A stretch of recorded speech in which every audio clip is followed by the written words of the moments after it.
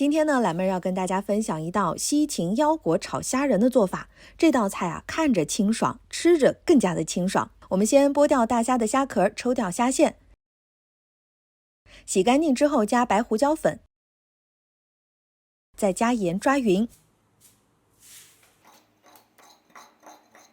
随后加一点淀粉，抓匀腌制上浆，腌制10分钟左右。我们削去西芹表面的经络，这样吃起来会比较嫩。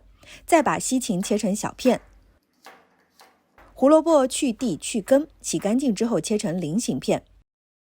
锅内倒水，烧开之后放入切好的芹菜片和胡萝卜片焯水，焯上半分钟就可以捞出来了。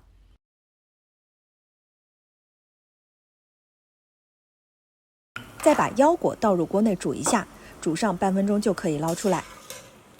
锅内倒油，放入腰果炒制，炒到腰果发黄就可以出锅了。用锅内多余的油炒虾仁，炒到虾仁变色之后，把焯好水的芹菜和胡萝卜倒入锅内一起翻炒。我们只要加少许的盐调味，翻炒均匀，淋入适量的水淀粉勾薄芡，最后倒入炒好的腰果，翻炒均匀就可以出锅。那一道西芹腰果炒虾仁就做好了，不管是吃还是看，都是一道很清爽的菜。喜欢的朋友一定要试试哦。